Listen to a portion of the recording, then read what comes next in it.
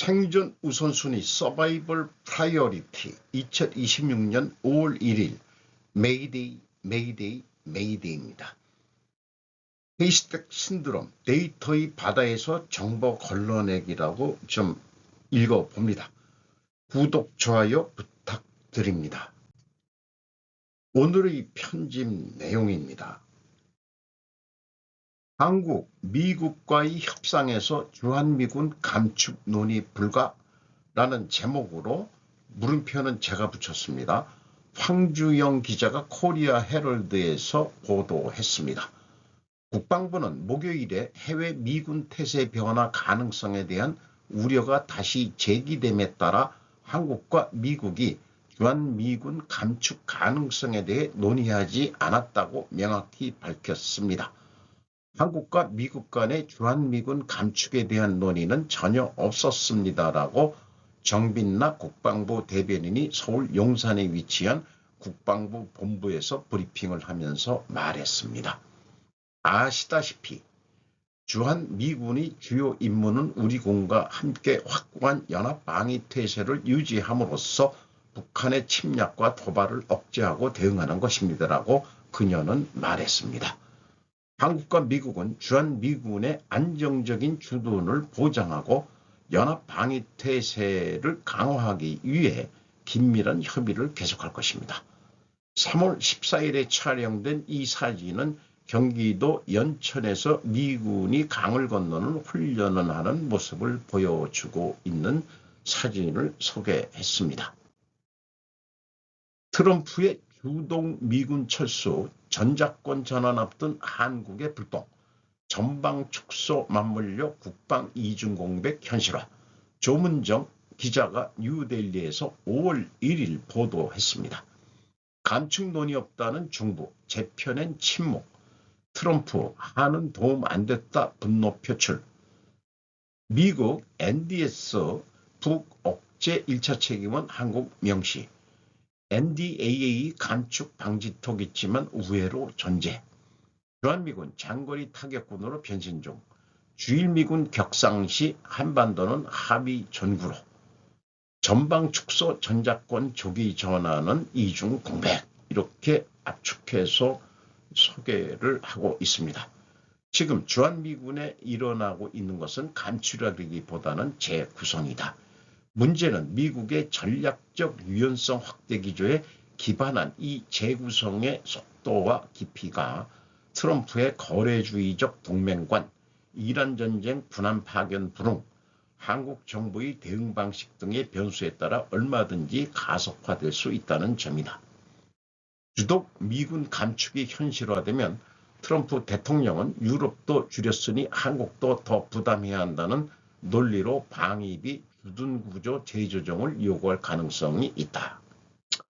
이렇게 하고요. 요건 앞에서 연결된 내용을 여기다 가져왔는데 도널드 트럼프 미국 대통령은 목요일 트루스 소셜에 올린 글에서 미국이 독일 주둔 미군 감축 가능성에 대해 연구하고 검토 중이라며 다음 짧은 기간 동안 결정을 내릴 수 있다고 덧붙였습니다. 한국 대통령실 관계자도 한국 정부가 상황을 면밀히 주시하고 있다고 말했습니다. 이 관계자는 정부는 전 세계 미군의 재검토 가능성이나 주둔 태세 변화에 세심한 주의를 기울이고 있다고 말했습니다. 이 얘기는 제가 느낄 때는 한미관계 불안하다는 것을 얘기하는 것이나 마찬가지라는 느낌이 들어오네요. 1일 안보 전문가들에 따르면 미국은 주한미군 지상전력을 경량화, 순환 배치하며 장거리 타격, ISR, 공군, 해군 중심으로 재편하고 있다. 동시에 이재명 정부는 자주국방을 기치로 임기 내 전시작전 통제권, 전작권 전환을 추진하며 전방 상주 병력 감축까지 추진하고 있다. 양측 모두 최전선 전력이 빠지면 미국은 부담을 넘기려 하고 한국은 그 부담을 감당할 준비 없이 지휘권만 챙기는 이중 공백 구조가 될 수 있다는 지적이 나온다. 관건은 이미 진행 중인 주한미군 재편이 어느 방향으로 얼마나 빨리 가속화될 것인지를 어떻게 평가하고 대비하느냐다. 이러한 가운데 트럼프 대통령은 지난달 1일 현지 시각 백악관 부활절 오찬 행사에서 유럽이 하게 두자, 한국이 하게 두자면서 한국은 우리에게 도움이 되지 않았다. 우리가 험지에 핵 무력 바로 옆에 4만 5천 명의 군인을 두고 있는데도 말이다라며 분노를 표출했다. 2만 8천 명인데 자꾸 4만 5천 명이라고 트럼프 아저씨는 얘기를 해서 그거 뭐 잘못됐다고 얘기를 하는 것 같은데, 아마 그 부속 인원까지 포함해서 얘기하는 거 아닌가 봐요. 그리고 한국 내에서 활동하는 정보원까지 다 포함해서 트럼프 아저씨는 그 얘기하는 게 아니냐. 그러니까 더 많은 사실은 안보 관계로 해서 미국인들이 군인은 아니지만 다른 사람들도 많이 들어와 있다라고 저는 인식을 합니다. 물론 미국 의회는 국방수권법을 통해 주한미군과 유럽 주둔 미군의 각각 병력 한선을 걸어놓았다. 한국에서는 28,500명 미만 감축의 예산을 사용할 수 없도록 했다. 아울러 유럽 상주 배치 병력을 76,000명 미만으로 45일 이상 유지할 수 없도록 했다. 주한미군은 이미 조용히 바뀌고 있다. 지상전 주력이 중기갑, M1 에브럼스, M2 브래들리 중심에서 스트라이커 중심의 기동형 전력으로 재정렬된 것은 어제 오늘 얘기가 아니다. 2022년 7월부터 한반도에 상시 주둔하는 여단 전투팀 BCT 공백을 미 본토 순환 배치 스트라이커 여단 SBCT가 9개월 단위로 메우는 구조가 정착됐다. 지난 2월에는 워싱턴주 기반 제2보병사당 예하 SBCT가 새로 교대 배치됐다. 반면 장거리 정밀 화력은 강화됐다. 지난번에 제210 야전 포병여단 예하 제1대대 제3 뭐 어쩌고 뭐 있는데 제가 여러분께 편집할 때 좀 보이도록 해야 되는데 죄송합니다. M270A2 MLRS 대량형 다연장 이런 그 미사일 이런 것에 한반도에서 최초로 실사격했다고도 얘기를 하고 있습니다. 그래서 해군과 공군 중심으로 그 재구성 개편을 하고 기갑 부대라든지 육상전 뭐 이런 것보다는 미사일 쪽으로 좀 미군의 그 무력을 재구성하고 있다는데, 그 얘기는 니들이 그렇게 작전권을 얘기하면은 그래 넘겨줄게. 그 대신 육탄전, 육지전은 니들이 아예 책임져. 그러니까 우리는 별도로 전시작전권이라기보다도 이제는 중국을 상대하고 대만도 상대해야 되니까 한국에 주둔하고 있더라도 우리는 유동적으로 그 한국만 이제 방해하는 게 아니야. 그러니까 뭐 유동성 있게 하겠다 이런 얘기거든요. 그래서 뭐 많이들 나오지만 주일 미군의 그 가치가 더 올라가게 되면은 전작권이 넘어가면은 이제는 사성 장군이 아니고 미국은 삼성 장군 정도로 돼 있고 주일 미군이 좀 주도하게 되는 그런 거로 지금 예측을 하고 있죠. 굳이 이렇게 한국이 전작권이 그렇게 뭐 자주국방 그거에 뭔 자존심이 그렇게 내세우냐. 조상들도 그렇게 500년 동안 중국에 종속돼 가지고 사는 그 역사적인 그런 조상을 두고 있는 사람들이 어느 날 갑자기 왜 한국이 뭐 미국에 의해서 건국이 됐다고 해도 과언이 아닌데 뭔 그렇게 자주 뭐 이거를 얘기하시는지 모르겠어요. 우리 사는데 국민들은 별로 불편한 걸 못 느끼는데 말이죠. 이 대통령 친기업은 반노동 낡은 이분법 깰 때 상생으로 진짜 성장. 말들은 잘해요. 2026년 5월 1일 오늘 노동절 메이데이니까 청에서 사상 최초 노동절 기념식, 양대 노총 공동행사도 처음. 이 대통령 일터 안전 노동기본권 노사 상생 강조. 이거 뭐 다 바람직한 방향이죠. 노동기업 선순환, 생산성 향상만을 위해 노동자 일방적 희생 강요 안 돼. 그러니까 이 생산성을 자꾸 얘기하는데 원가회계 개념으로 얘기를 하니까 문제인데 스르프 개념의 생산성으로 프로덕티비티 이거로 인식을 바꿔야 될 거예요. 김동명 AI 대전환 노동권 보장 필요 양경수 노란봉투법 강제해야 손경식 경제기획원이고 CJ 제일제당 회장으로 돼 있죠.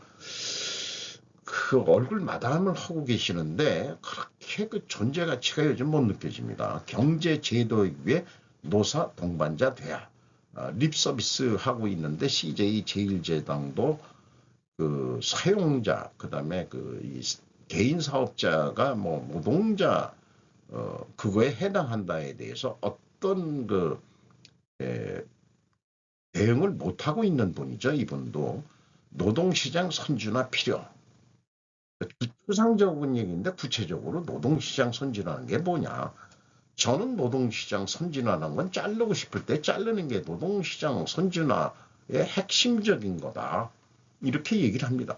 아니 기업 내가 직원 하나 데리고 있는 게 아주 힘들어서 내가 자르겠다는데 뭔 말이 많냐 이 사람들아 이런 내가 먼저 살아야지. 그 자영업자도 그런 형편인데 뭔 상생 그러니까 나부터 생존한 다음에 내가 여유가 있어야 직원도 쓰고 그런 거지.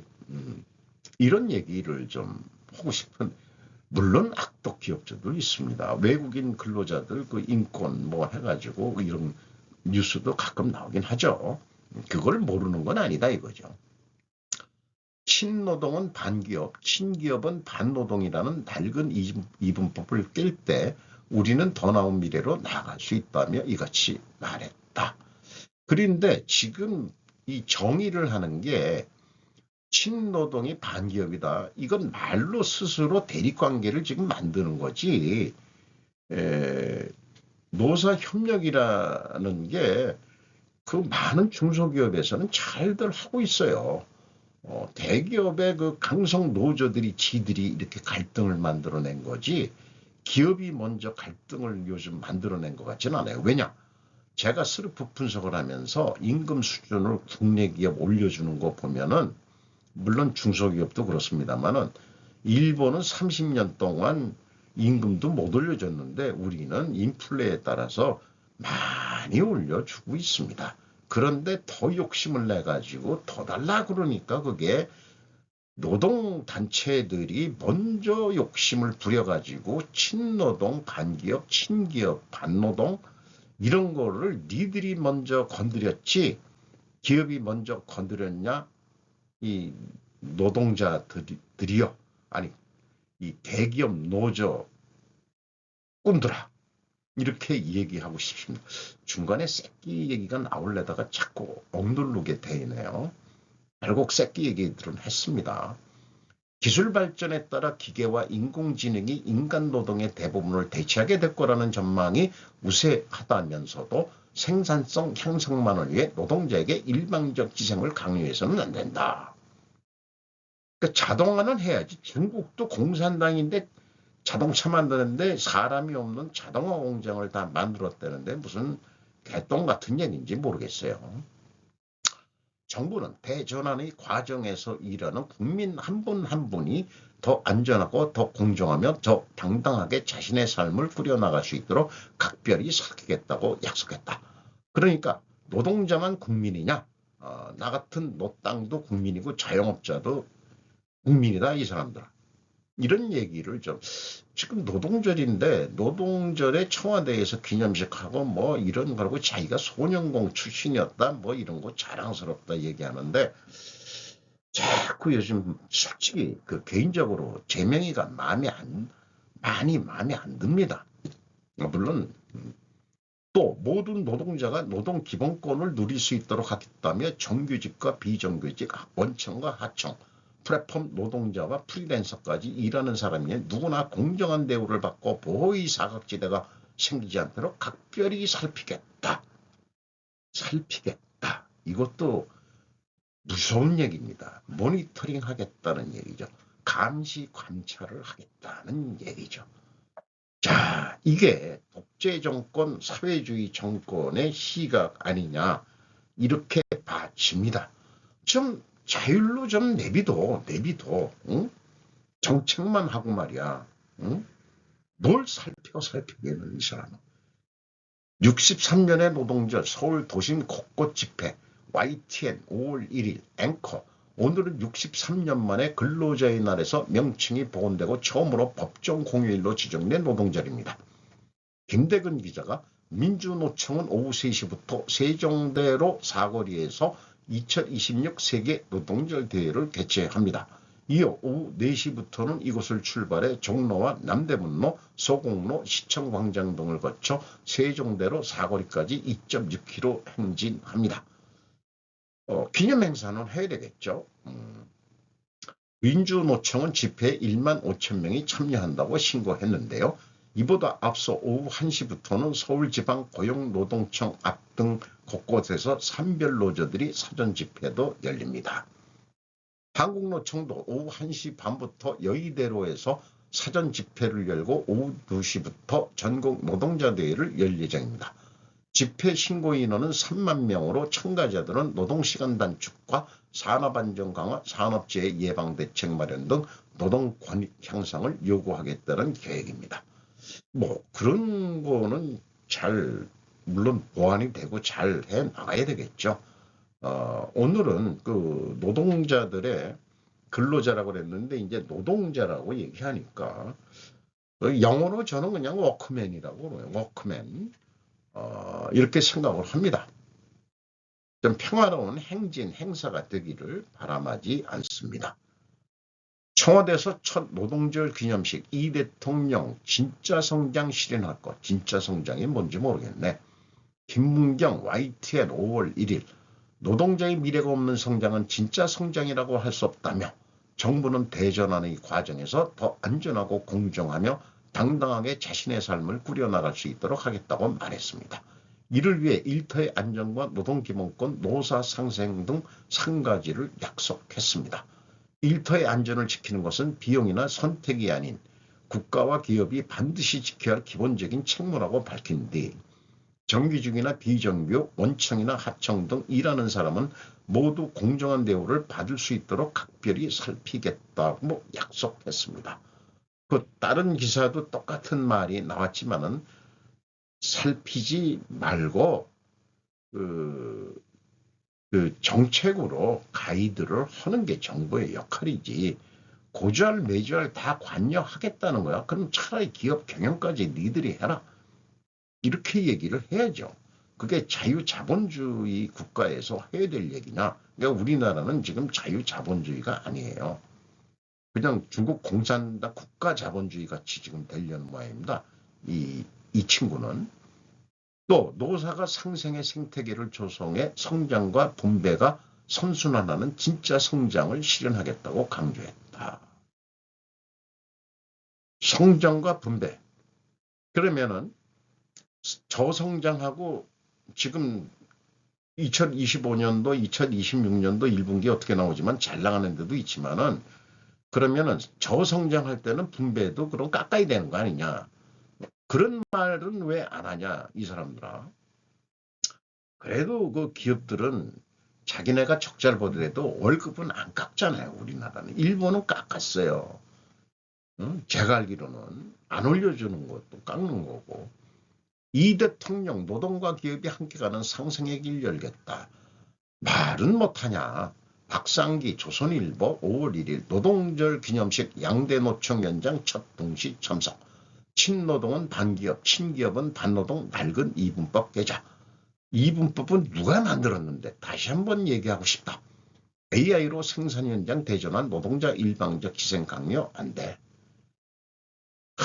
저도 소년 노동자였다. 지금도 그 이름 자랑스러워. 자기들만 살겠다고 삼전 노조위원장 우리 아니라 LG 이야기.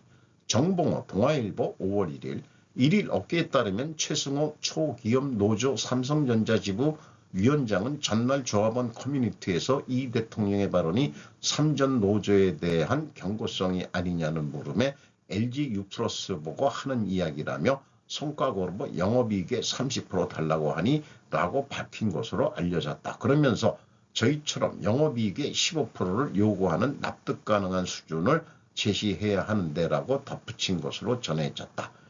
최 위원장이 비교한 LG U+의 노조는 사측의 영업이익의 30%를 성과급으로 요구했는데 이들의 요구가 수용되더라도 1인당 성과급은 3천만 원에 미치지 못한다. 아니 3천만 원이 네 집의 이름이냐? 반면 삼성전자의 요구가 받아들여지면 반도체를 담당하는 디바이스 솔루션 부분 직원은 1인당 약 6억 원을 받게 된다. 이 통은 일부 조직 노동자들이 자신들만 살겠다고 과도한 부당한 요구를 해서 국민들로부터 지탄을 받게 되면 해당 노조뿐만 아니라 다른 노동자들에게 피해를 입히게 된다고 덧붙였다. 이 사진은 삼성 초기업노조, 이게 얘네들은 민노총에도 안 들어가고 한국노총에도 안 들어가는 건가요? 삼성 초기업노조는. 삼성전자 노동자 공동투쟁본부 조합원들이 지난달 23일 오후 경기 평택시 삼성전자 평택사업장 앞에서 열린 투쟁결의대회에서 구호를 외치고 있다. 박학렬 마약 공급책 국내 송환 100억대 마약 유통협의. 유승혁, 박다운 기자가 서울신문에서 5월 1일 보도했습니다. 취재진 질문에 묵묵부답, 고개 숙인 채 호송, 필로폰 22kg 등 70만의 투약본 밀반입 혐의, 경찰 마약왕 박학렬 수사과정서 공급책 단서 확보, 여권법 위반 등 추가 조사, 범죄 수익 환수 방침. 마약왕이라고 불리는 박학렬에게 필로폰 등 마약류를 공급한 혐의를 받는 최모 씨 51세가 1일 태국에서 강제 송환됐다. 경찰에 따르면 텔레그램에서 청당 사장 등의 활동명을 사용하던 최 씨는 이날 오전 9시 8분 국적기 편으로 인천국제공항 제2여객터미널에 도착했다. 최 씨는 2019년부터 필로폰 약 22kg 등 시가 100억 원 상당의 마약류를 국내에 밀반입하거나 유통한 혐의를 받는다. 이는 최대 70만의 투약이 가능한 규모다. 마약왕 박학렬에게 마약을 공급한 혐의를 갖고 있는 최모 씨가 인천국장에서 입국장에서 호송되고 있는 모습을 박다운 기자가 현재 굳이 이 기자가 수습 기자라고 언론이 얘기를 해야 좋은 건지 모르겠어요. 지금 수습이 보통 수습이면 3개월 하나요? 얼마 하나? 기자는 한 1년 해야 되는 건가? 어떻게 하는 건지 잘 모르겠습니다. 그 계통은. 어쨌든 이 추가로 또 잡아들였는데, 그럼 마약은 그러면은 이 유통 혐의인데, 그러면 만들어 가지고 그 유통인 최 씨한테 주는 놈들은 누구냐? 그거를 파고 들어가서 가면은 중국 산업회가 나온다, 이런 얘기가 나오죠. 그리고 중국 북한산 마약이 거기서 또 나온다. 그런 것까지 지금 마약과의 전쟁을 하려고 그러면은 그 중국 산업회까지 아주 그냥 잡아들여야 그런 것까지 우리나라 국민이 아닌진 모르지만은, 그러니까 미국 같은 나라는 그냥 군사작전 같이 그냥 멕시코 카르텔이나 뭐 콜롬비아 뭐 이런 데 그냥 가가지고 바로바로 그냥 직접 작업해버리는 거 아닙니까? 뭐 우리나라는 중국한테 사대주의 하는 정부니까 중국 본토에는 못 들어가겠죠. 뭐 태국 뭐 이런 데니까 뭐 가가지고 저거 공소수사했대는데, 실제 들어가면은 그 동남아의 그 산업회들이 상당히, 이 필리핀도 그렇고 그걸 두들겨 잡을 능력이 될까 모르겠어요. 한국이 일본 애들도 못하고 있는데 뭐. 태국에 머물던 최 씨는 최근 한국과 태국 경찰의 공조수사 끝에 붙잡혔다. 한국 경찰은 지난 3월 25일 필리핀에서 강제 송환된 박학렬을 조사하는 과정에서 최 씨가 마약 공급책이라는 단서를 확보했다. 이후 경기 남부경찰청 마약국제범죄수사대를 중심 수사관서로 지정해 최 씨 관련 5개 사건을 병합하고 행적을 추적했다. 수사 과정에서 2018년 이후 출입국 기록이 없던 최 씨가 태국에 체류 중이라는 첩보를 확보했고 방콕에서 차량으로 약 1시간 거리인 사뭇뿌리칸주로 수사 범위를 좁혔다. 양국 경찰은 사뭇뿌리칸주의 한 고급 주택지에서 사흘간 잠복 수사를 벌인 끝에 지난달 10일 불법 체류 혐의로 최 씨를 검거했다. 최 씨의 국내 송환 절차도 약 3주 만에 마무리됐다. 경찰은 마약 범죄 혐의뿐 아니라 여권법 위반 등 관련 범죄 전반에 대해 수사를 이어갈 방침이다. 검거 당시 태국 경찰이 압수한 타인명의 여권과 전자기기 등도 인계받아 디지털 포렌식을 진행할 예정이다. 경찰은 최 씨의 범죄 수익 역시 추적해 환수할 계획이다. 오창한 왼쪽 두 번째 이 경찰청, 이런 애들은 떡대가 좀 좋네요. 마약 범죄 수사 과장이 1일 오전 인천국제공항에서 해외 마약 범인 송환 관련 브리핑을 하고 있다. 이런 여직원도 그 마약 관련 수사하는 그런 직원 모양이죠. 배 엔진이 AI 서버 돌린다. HD 현대 AI 인프라 기업으로. 정기선호의 변신. 연선옥 기자가 조선비즈에서 4월 30일 선박엔진 데이터센터 전력원으로 부상. 전력생산 인프라 유지보수 전단계 기술력.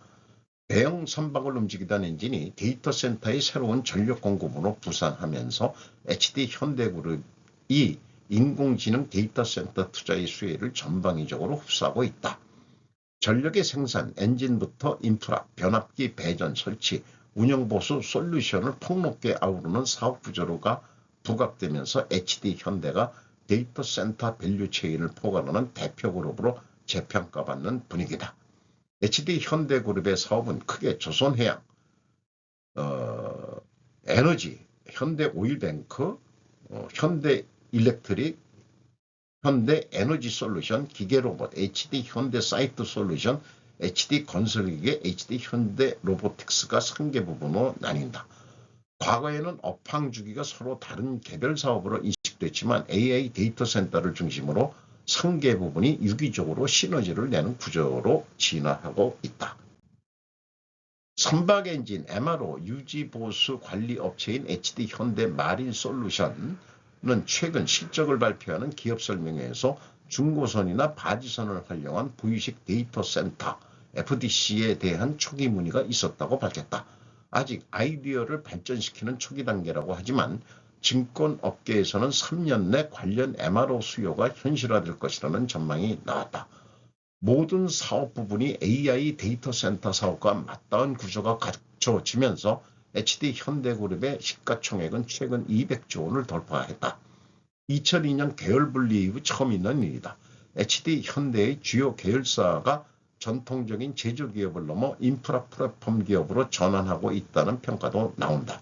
손현정 유한타증권 연구원은 HD 현대그룹은 데이터 센터를 타겟으로 한 핀포인트 전략을 추진 중이라며 엔진 기반 온사이트 자체 전력 생산 소비 발전이 가스터빈 공급 부족의 현실적인 대안으로 부상하면서 발전기에서 시작한 수혜가 전력기기 패키지로 연결될 것이라고 분석을 했답니다. 아주 그냥 대형 큰 선박 엔진을 보여주고 있습니다. 그럼 데이터 센터가 지상에 있는 게 아니고 그럼 지진이나 이런 거 아니고 또 뭐 필요하면은 그 포트폴리오식으로 그 바다에 떠 있는 AI 센터가 될 수 있겠죠. 발전소를 그 배가 발전소가 되고 그것이 이제 또 전력을 송전하는 그런 게 어떻게 또 만들어질 수 있겠죠. 동네 사우나 목욕탕료 20% 인상. 동네 사우나 목욕탕 입용료가 메이데이인 오늘 10,000원에서 12,000원으로 20% 인상되었다. 이란 전쟁에 의한 유가 상승이 아주 피부로 와닿는 국면이다. 건강관리를 위한 냉온탕과 사우나의 효과는 분명히 있다. 이제 이용 횟수를 줄여 소비를 줄여야 할 요소가 추가되었다. 그러지 않아도 건강관리를 위하여 산보로 많은 시간을 대체했다. 걷기만큼 좋은 것도 없다. 그러면 사우나 안 가면 집에서 따뜻한 물로 샤워를 좀 해야 되겠죠. 왜 하필 5월 1일 메이데이냐. 메이데이 메이데이 메이데이. 항공에선 전환 신호다.